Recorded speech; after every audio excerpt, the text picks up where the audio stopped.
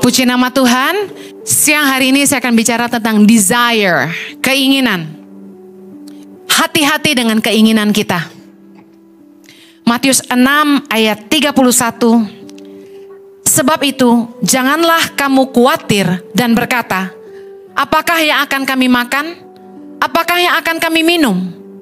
Apakah yang akan kami pakai? Semua itu dicari bangsa-bangsa yang tidak mengenal Allah. Akan tetapi Bapamu yang di sorga tahu bahwa kamu memerlukan semuanya itu. Yesus ngajarin kita supaya kita tuh gak hidup dalam kekhawatiran. Percayakah bahwa kita punya Bapa yang baik? Bapa yang baik, Dia tahu apa yang kita butuhkan. Amin. Kalau Anda sungguh-sungguh percaya kepada Tuhan, saya percaya Anda tidak ikut hidup dalam kekhawatiran. Kalau Anda percaya bahwa Tuhan itu tahu yang terbaik dalam hidupmu, Anda tidak perlu punya kekhawatiran. Kita punya Tuhan yang disebut dengan berbagai nama, tapi salah satunya Jehovah Jireh, Allah yang menyediakan. Yang jomblo tidak perlu khawatir, karena Tuhan pasti sediakan pasangan hidup yang terbaik. Katakan amin. Tapi tentu kita harus lakukan yang jadi bagian kita. Kita harus belajar dandan, harus belajar merawat diri. Karena jangan sampai yang anak 3 lebih keren daripada yang jomblo. Gak heran kenapa janda-janda lebih laku daripada yang belum pernah menikah. Karena yang janda tahu harus cantik. Saya dipesenin suami saya tiap kali mau bicara di tengah-tengah anak muda, tolong kasih tahu mereka suruh dandan, Heni.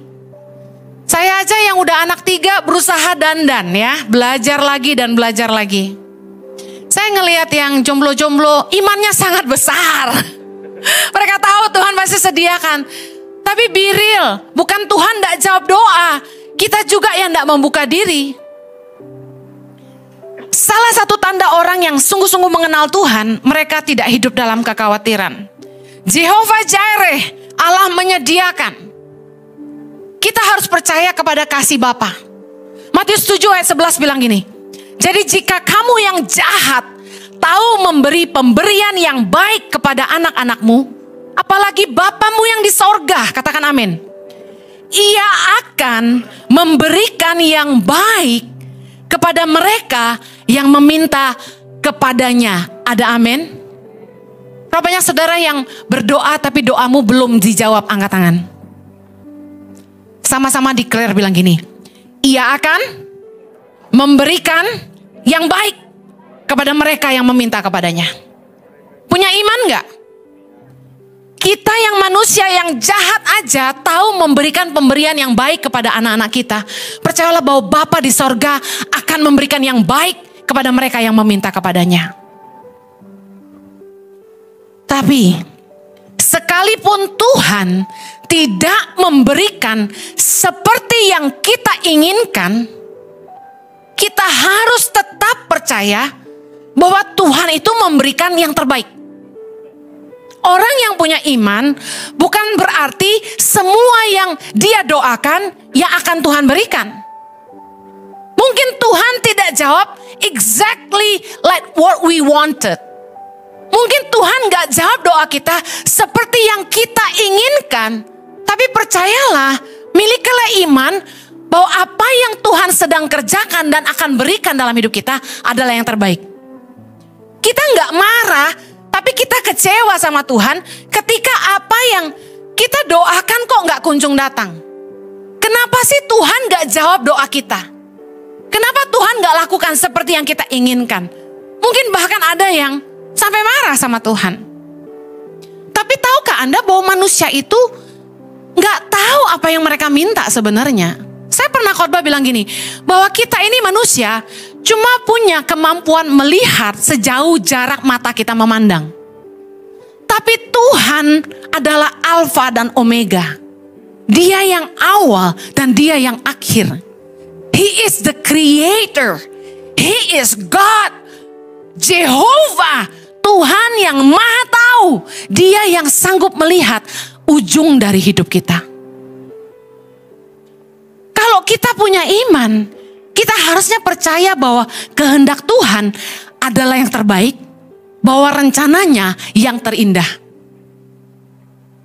Banyak kali ketika kita berdoa dan kita minta sesuatu sama Tuhan, you don't know what you ask. Anda tidak sadar apa yang Anda minta. Ayat favorit kita Mazmur 37 ayat 4. Bergembiralah karena Tuhan, maka Ia akan memberikan kepadamu apa yang diinginkan hatimu. Saya juga sering kasih ayat ini buat yang ulang tahun. God bless the desires of your heart. Tuhan berkati kerinduan hatimu. Tapi Tuhan ingatkan saya, hati-hati sama desires.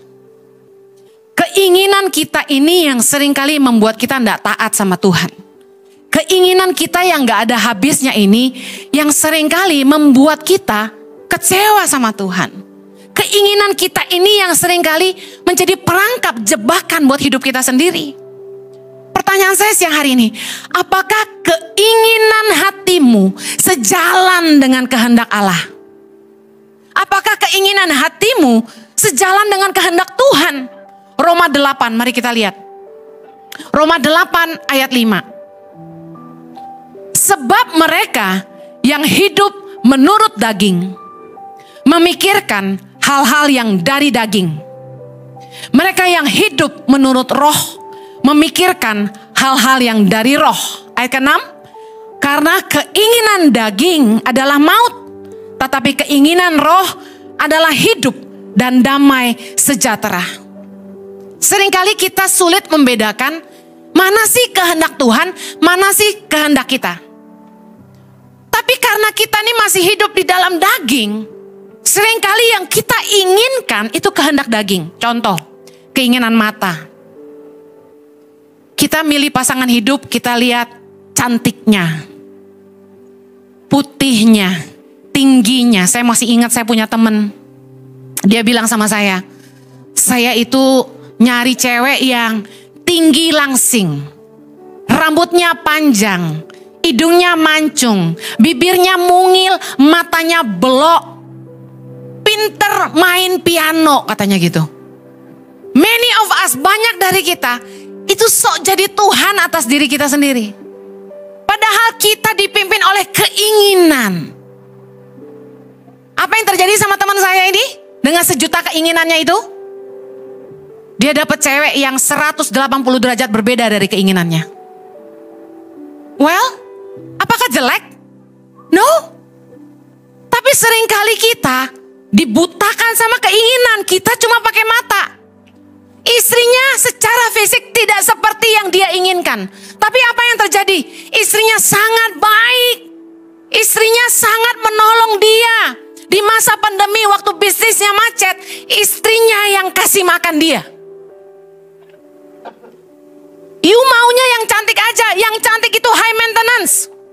Pandemi, lu bocian, dia ciao. Nggak ada duit dia pergi. Mendingan jangan lihat fisik. Doa sungguh-sungguh. Ini yang dari Tuhan atau bukan? Kadang-kadang hidup kita itu, kita tuh cuma live by our own feeling and desires gitu loh. Gua mau begini, gua mau begitu. Tapi ikut Tuhan gak bisa gitu. Kita harus belajar hidup dipimpin roh. Keinginan roh adalah hidup dan damai sejahtera. Tuhan gak mungkin mendatangkan kecelakaan bagi kita. Amin. Kita seringkali lebih milih keinginan daging kita, bukan apa yang Tuhan kehendaki bagi kita. Saya ditawarin papa angkat saya, Dedi beliin Alphard ya buat kamu. Saya bilang enggak. Keinginan daging mau tahu gak hati saya? Mau jujur gak? Maulah, kacau loh. Siapa yang gak mau dibeliin Alphard? Bener gak Pak? Jujur aja, mau banget, keren lagi. Tapi saya jawab, jangan Dad. Nanti kalau dilihat orang pikir saya pakai duit yayasan beli mobil mewah. Jangan. Emang sejuta orang nanya, Ibu Heni dibeliin orang tua atau pakai duit yayasan? Kan gak nanya. Tapi pasti menghakimi. Seringkali kita tuh ngikutin keinginan. Kita gak pegang firman Tuhan. Firman Tuhan berkata, seorang hamba Tuhan harus hidup berpadan dengan panggilan. Saya sudah memilih jalan hidup saya. Waktu saya mau nikah sama suami saya, mama saya tegaskan, kamu yakin mau nikah sama Jojo? Dia pendeta loh, saya ngerti artinya apa. harus siap hidup susah. Saya sudah menetapkan hati saya siap hidup susah. Dari si Shadow, saya ganti jadi Haselin Snow. Yang old school tahu Haselin Snow, yang muda, hah? Apa tuh? Ada krim dari Malaysia. Ya tutupnya kuning muda, dalamnya itu putih. Kalau dipegang itu kayak apa sih? Dingin-dingin gitu, tapi bikin muka kering banget gitu. Ya, zaman itu sih cocok, nggak tahu sekarang. Saya turunin standar saya dari si Shadow ke Haselin Snow demi saya siap susah sama suami saya. Tapi Tuhan itu nggak pernah gagal dalam hidup saya. Orang pikir jadi kawin sama pendeta susah, gue bilangin lu salah. Berkatnya melimpah, anugerah Tuhan luar biasa. Saya kawin sama Jojo, mungkin dia gak punya aset banyak, gak harta, duit banyak di rekening. Tapi dia bawa saya pelayanan sampai ke Eropa. Dia bawa saya pelayanan sampai ke Malaysia, Singapura, Taiwan, Shanghai, Hong Kong. Kami pelayanan sampai keliling dunia. Kampung-kampung juga sih. Tapi kan biar gaya saya ceritain yang luar negeri dulu ya kan. Intinya gini, saya siap mengikuti kehendak Tuhan dalam hidup saya. Bukan keinginan saya sendiri. Perempuan mana sih yang gak mau hidup enak? Tinggal tenteng-tenteng Chanel dan Gucci. Tapi kita mesti ngerti kehendak Allah. Firman Tuhan berkata dalam Yakobus 4. Nih orang-orang yang suka ngikutin keinginan daging harus baca ini. Ayat 2. Kamu mengingini sesuatu, tetapi kamu tidak memperolehnya. Lalu kamu membunuh. Kamu iri hati, tetapi kamu tidak mencapai tujuanmu. Lalu kamu bertengkar dan kamu berkelahi.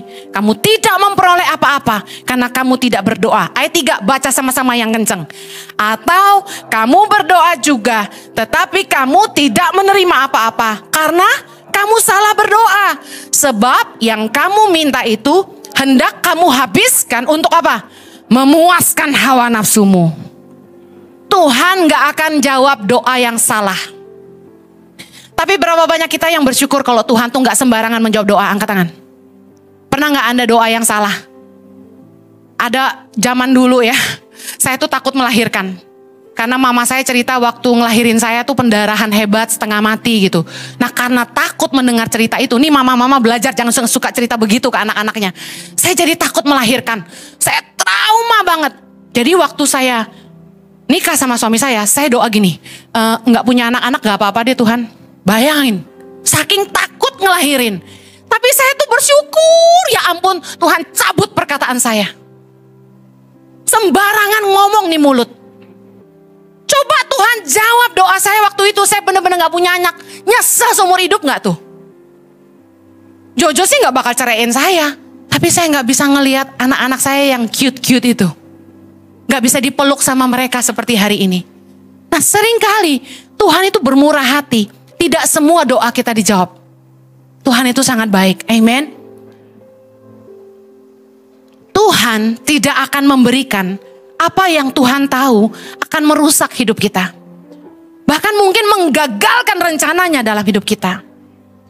Kita kan gak tahu apa yang akan terjadi seandainya Tuhan memberikan kepada kita semua yang kita inginkan. Kita kan gak tahu. Ada anak-anak yang hidupnya begitu mudah. Orang tuanya kasih dia apa saja. Dia mau apa aja orang tuanya belikan. Dikasih. Hidupnya gampang, very easy. Apa yang terjadi? Spoiled. Anak manja. Hidupnya jadi rusak. Yang seharusnya dari kecil dia diajar dulu cara memegang uang. Ngelola uang itu seperti apa. Bijaksana seperti apa. Dia gak diajarin. Tapi dikasih duit terus. Apa yang terjadi? Mereka pakai uang mereka. Mereka salah gunakan. Ada yang shopping terus sampai hutang kartu kredit. Ada yang belajar ngedrak. Ada yang belajar traktir teman-temannya ke night club. Mabok-mabukan. Saya saksikan anak-anak orang kaya di Australia, teman-teman saya. Sekolahnya kacau. Kenapa? Orang tuanya beliin Ferrari, SLK. Wah, mereka kerjaannya pamer terus. Happy. Minum yuk, ngumpul saban malam. Kapan sekolahnya?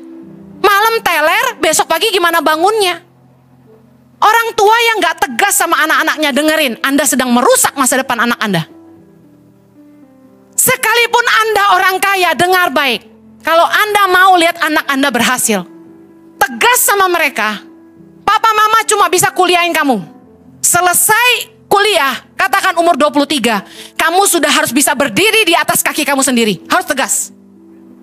Anda kalau sayang anak Anda harus tegas sama mereka. Kasihan Bu Heni, no. Anda biarkan mereka di rumah umur 25, 26, 27, 28. Enggak kerja, cuma main game. Tidur subuh, bangun siang. Emangnya Anda hidup selamanya? What if you die? Apa yang terjadi kalau Anda dipanggil Tuhan? Anak Anda mau makan apa? Mau kemana? Oh jangan takut Bu Heni, pabrik saya banyak, harta saya melimpah, anak saya gak bakal kelaparan. Saya sudah lihat harta orang habis dalam sekejap. Anak-anak yang gak diajarin kerja dari kecil untuk ngelola usaha orang tuanya, mereka gimana mau lanjutin? Justru anak-anak yang lulus kuliah harus keren, ada orang tua yang gini. Kami ketemu kemarin. Anaknya disuruh kerja dari mana? Dari bawah. Keren banget gak tuh? Papa mamanya enggak ada lu anak gua. Lulus dari Amerika pulang, suruh kerja. Jadi apa? Waitress. Di kafe punya dia sendiri. Kerja dari bawah. Satu kali manajernya marahin dia. Manajernya marah kan, terus karena dia merasa dia yang punya anaknya ini, dia melawan ke manajernya. Apa yang terjadi? Manajernya lempar lap ke mukanya. Anak yang punya loh. Dia marah. Dia telepon papanya. Papanya lagi di luar negeri. Kurang ajar nih manajer. Lempar lap ke muka saya. Dia marah. Kalau saya jadi papanya, gue pecat tuh manajer. Marah sih marah, kebangetan banget anak gue dilempar lap ke muka gitu kan. Tapi saya belajar dari orang tua ini. Dia bilang apa? Saya suruh anak saya minta maaf sama manajer saya. Karena tidak mungkin manajer itu tahu ini anak saya masih dilempar lap kalau dia tidak keterlaluan. Wow. Hari ini mau tahu ceritanya? Anaknya jadi manajer kafe dong. Keren banget, pinter banget, malah dia bikin jadi franchise. Franchise-nya udah dibeli orang. Anaknya loh. Tapi pelajaran dari papanya apa? Tidak dimanjakan, kerja dari bawah. Kalau Anda sayang anak Anda, usia di atas 23 masih di rumah ngendon, bangun siang, saya kasih tahu, berhenti kasih uang. Bu Heni, kerjaannya main game terus, putusin internet di rumah. Putusin internet di rumah, berhenti kasih uang. Cuma kasih makan. Kalau dia marah, bilang gini, kalau kamu kerja, kamu bisa isi pulsa listrik, pulsa internet, kamu bisa kasih makan diri kamu sendiri. Kalau Anda terus kasih uang dan terus pasang wifi, anak Anda cuma jadi monster di rumah yang cuma bisa teriak, bibi makan, bibi minum. Anda tidak sayang anak Anda. Ingat, we don't live forever. One day kita nggak ada, anak kita gimana? Nggak punya fighting spirit, nggak punya spirit of survival, nggak bisa bertahan. Mau jadi apa? Anda harus mulai belajar didik dia dari bawah untuk mengenali usaha Anda. Saya pernah punya kafe. Saya kasih tahu sama anak-anak muda. Anak muda zaman sekarang kan bertingkah. Pulang dari luar negeri, mau buka kafe. Bilangnya apa? Papanya suruh beli franchise. Dia langsung mau running kafenya. Saya tanya, kamu pernah kerja di kafe?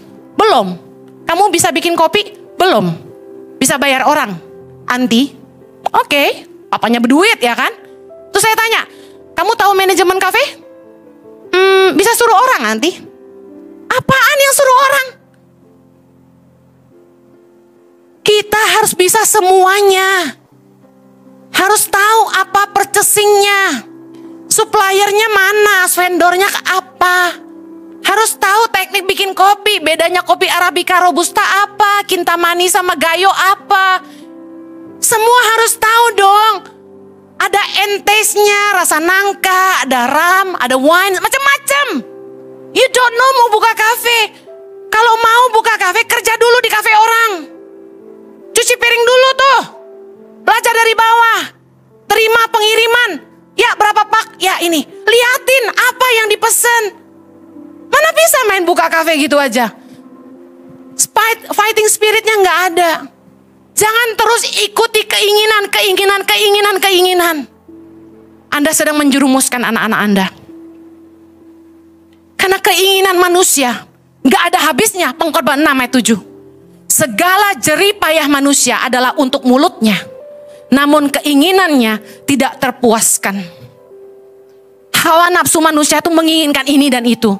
Tapi Tuhan yang mengetahui segala sesuatu. Katakan amin. Mari belajar jangan larut dalam keinginan dunia. Mari kita harus belajar mengenali kehendak Allah. Kita buka 1 Petrus 4 ayat 2 sampai 3.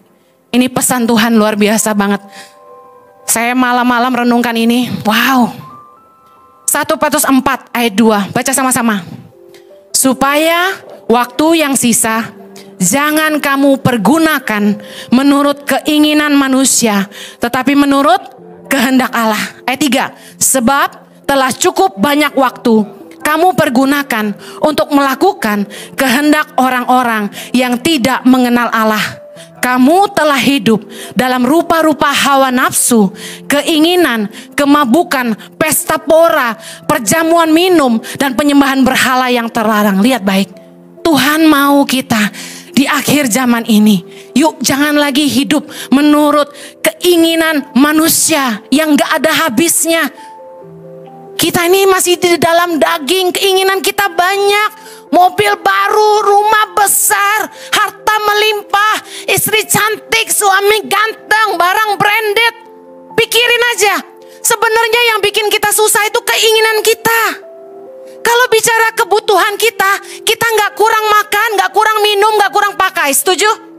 Tuhan pelihara kita karena Dia Bapa yang setia, Dia Bapa yang baik. Tapi yang bikin kita nggak bersyukur dan selalu bilang Tuhan nggak jawab doa adalah keinginan kita yang gak ada habisnya. Mari belajar jangan mempergunakan hidup kita lagi untuk keinginan manusia, tapi menurut kehendak Allah. Jangan terus mengikuti hawa nafsu ini dan itu, keinginan dunia. Mari belajar cari kehendak Allah. Kalau Tuhan gak jawab doa kita, percayalah sesungguhnya Tuhan tahu yang terbaik buat kita. Belajar seperti Yesus. Yesus berdoa dalam Lukas 22 ayat 42. Tetapi bukanlah kehendakku, melainkan kehendakmu yang terjadi. Kita belajar bagaimana Yesus itu waktu Dia berdoa. Yesus minta supaya cawan itu berlalu. Tapi Dia bilang, Tuhan bukan kehendakku, tapi biar kehendakmu. Yesus belajar menyerahkan keinginannya kepada Bapa. Padahal Dia sangat ketakutan. Theologically mengatakan sebelum disalib, ketika Yesus berdoa di Taman Getsemani, Dia saking takutnya, keringat itu keluar darah. Saking takutnya, stres, sampai pembuluh darah pecah. Tapi Dia tetap berkata, bukan kehendakku, tapi kehendakmu. Matius 6 dalam doa Bapa kami, Yesus mengajarkan apa kepada kita? Ayat 9, Bapa kami yang di sorga, dikuduskanlah namamu, datanglah kerajaanmu. Sama-sama, jadilah kehendakmu di bumi seperti di sorga. Kita boleh doa minta apa saja. Tetapi apakah keinginanmu align, sejalan dengan kehendak Bapa? Mari belajar menyerahkan kehendak kita kepada Bapa. Tadi habis ibadah kami berdoa buat seseorang yang dia harus diangkat rahimnya. Dia takut. Suaminya bilang, tolong doakan kami supaya Tuhan kasih mujizat terjadi, rahimnya tidak diangkat. Tapi saya dengan sangat strong merasa di hati saya, Tuhan bicara. Belajar menyerahkan. Kalau memang ini salib yang harus Dia angkat, tetap percaya bahwa kehendak Tuhan terbaik, rencananya terindah. Mungkin kita harus pikul salib dalam hidup kita. Mungkin gak seperti yang kita inginkan. Tapi percayalah, kehendaknya terbaik, rencananya terindah.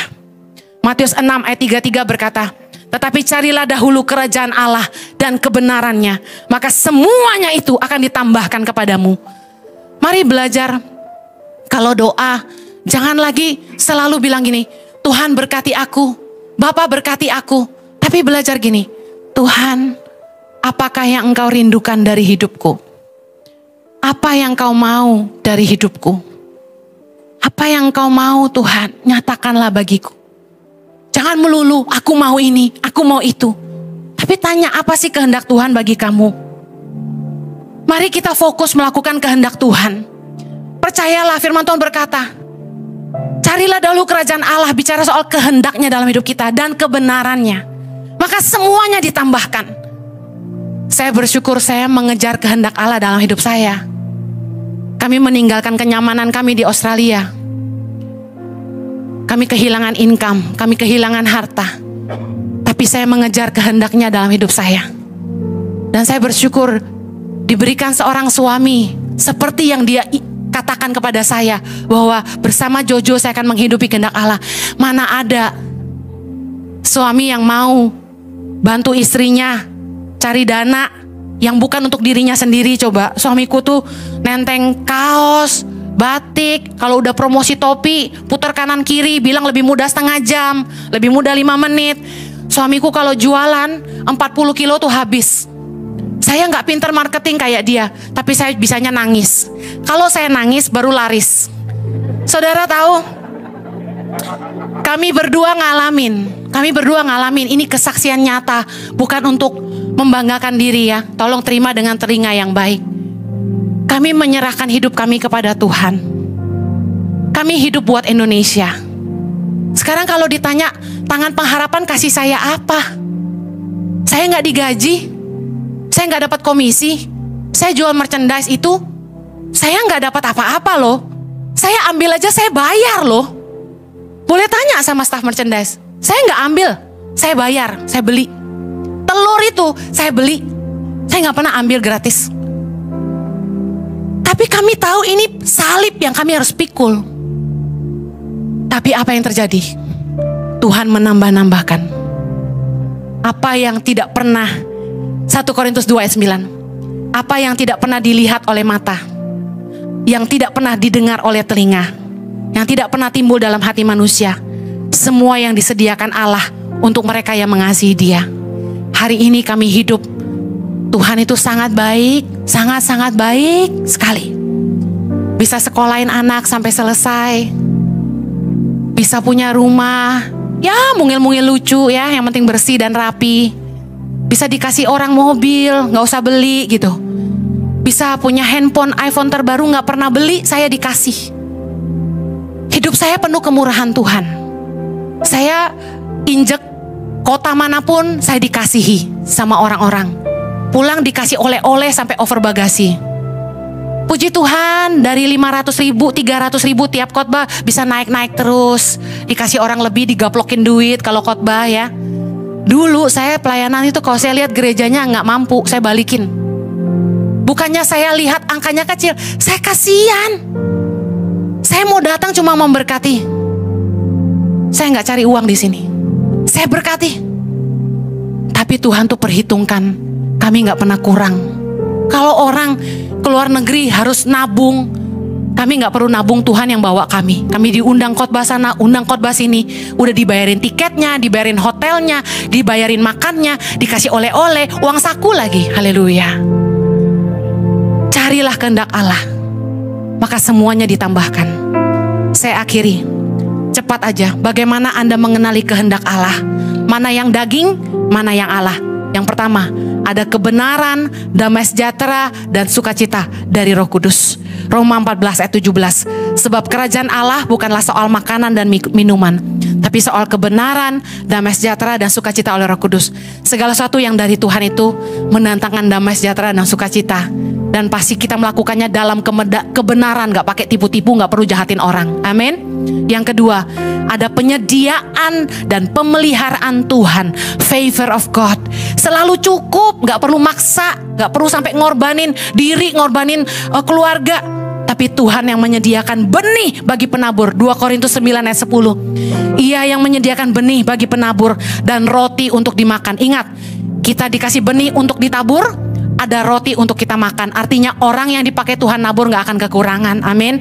Yang terakhir, yang dari Tuhan itu membuat hidup kita berbuah jadi berkat bagi sesama. Yohanes 15 ayat 16. Aku telah menetapkan kamu supaya kamu pergi dan menghasilkan buah, dan buahmu itu tetap. Tuhan pasti menaruh hikmatnya dalam hati kita. Kasih karunia-Nya memampukan kita. Waktu kita disuruh Tuhan melakukan sesuatu, entah bagaimana, kita aja gak sadar bahwa kita bisa, tapi kita mampu melakukannya.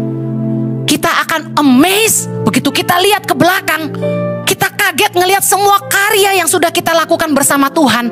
Itu kita gak pernah terpikirkan sebelumnya. Saya sama suami kalau hari ini bisa dapat kasih karunia Tuhan, dipakai Tuhan untuk menolong anak-anak di Indonesia. Sudah lebih dari 10.000 anak-anak pedalaman yang kami bantu untuk makanan bergizi dan sekolah. Dan hari ini Tuhan masih terus mempercayakan ribuan anak-anak Indonesia. Dan suami saya bilang, Tuhan taruh visi di hati, kami harus kasih makan 10.000 anak-anak Indonesia. Dan kami harus melahirkan 1.000 pemimpin bagi bangsa Indonesia. Saya percaya kalau kami bisa melakukan semuanya itu, semua karena kasih karunia dan kemampuan yang Tuhan berikan. Tuhan yang kirim orang-orang baik seperti Anda untuk menolong kami.